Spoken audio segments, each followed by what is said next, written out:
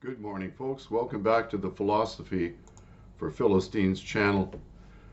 I watched a lecture given by Dr. Julie Ponesse of Western University. She's a professor of ethics. The lecture was given to the Democracy Fund, and it poses a question: why are so many choosing a life in a cage? And she asked her audience how many feel freer today than they had 2 years ago prior to the pandemic, or even 10 years ago. And the overwhelming response in her audience is that no one feels freer today.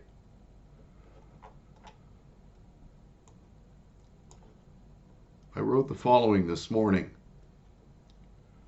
because it's interesting that she's a professor of ethics, because I keep insisting that there is no political solution to an ethical, moral, and philosophical, and indeed a spiritual crisis.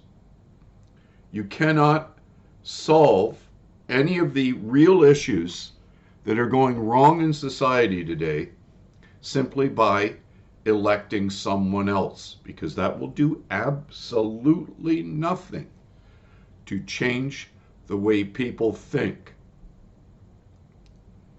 To understand how people think, we need to be able to ask questions.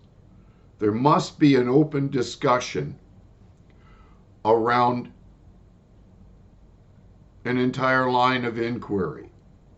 Otherwise, democracy can't function, because that is the purpose of Parliament. And Parliament rests on the presupposition that everyone in it will play by the same rules, and that they, when questioned, will answer as forthrightly and openly as is possible. If they are not, it indicates something has gone deeply wrong in the entire understanding of what Parliament is. It is based on the word to parley, to speak. So I had these thoughts this morning, and I'm going to develop them a little bit, because we need to look at the symptoms of what is happening so that we can dive through them to get to the root cause of this enormous social crisis. We face an unprecedented attack on responsible government from fools with liberal arts degrees, influenced by critical theory's radical leftist ideology, whom we have been foolish enough to place in positions of authority over us. They live in a world of ought as opposed to a world of what is. As a result, they're creating policies which ignore our civil liberties while attempting to control things far beyond their capacity to understand. Their actions have resulted in the creation of a system which places everything within the state's purview, leaving nothing outside of the state's arbitrary dictates. These pathological radicals pose an existential threat to peace, order, and good government. But as we note, in Parliament, and particularly our Prime Minister, when asked specific and direct questions, absolutely refuses to answer them. I observed this phenomenon first in Norway, where there were absolutely critical things that I had to know about my immigration there. And I would ask UDI, the people responsible for my immigration, specifically what needed to be done. I asked the school that I was attending, which is called Norskkurs, where I learned all about Norwegian language and customs and ethics and all that good stuff. Asked them about the things that I absolutely needed to know to remain in Norway. Stonewalled again. This is what you get when you ask a direct question.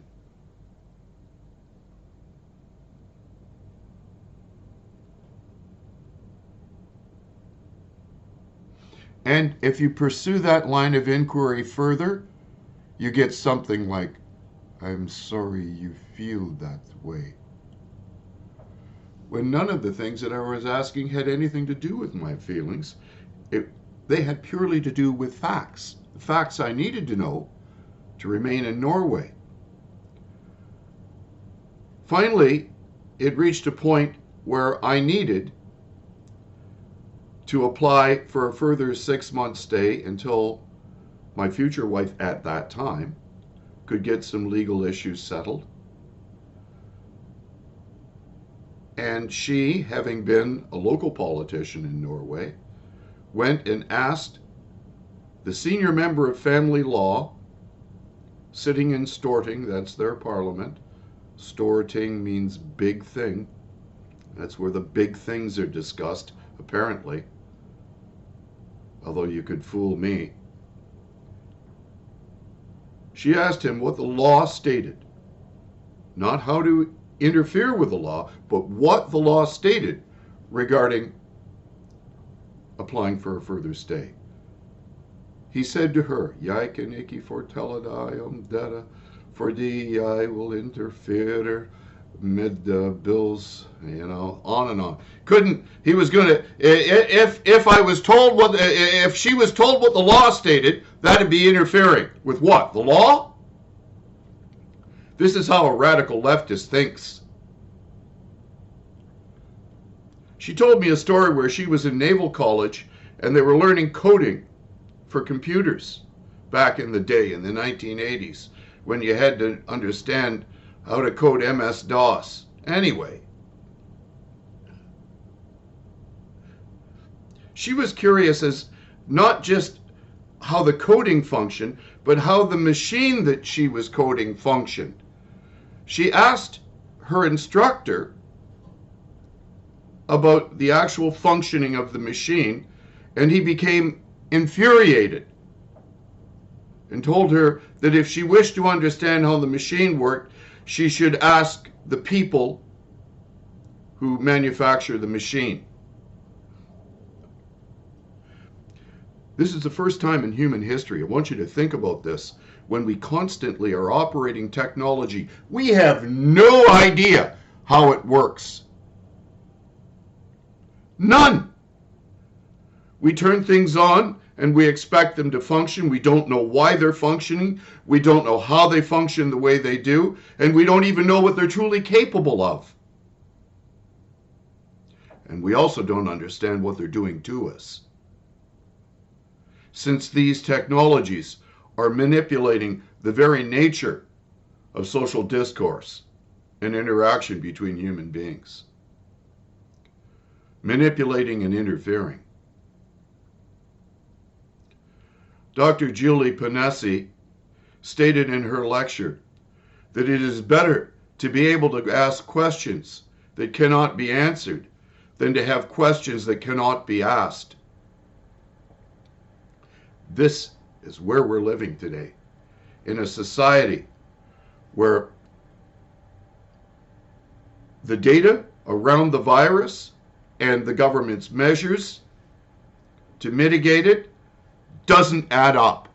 And if you dare question the authority of the regime that seeks to have absolute control over us and has used every opportunity to do just that, if you dare ask, you're labeled as a climate denier, anti-vaxxer. I have 2 of the mRNA protocols in me. Now they're going to want us to have more. When will this ever end? And when will I stop asking questions? Well, I can answer that question. Never!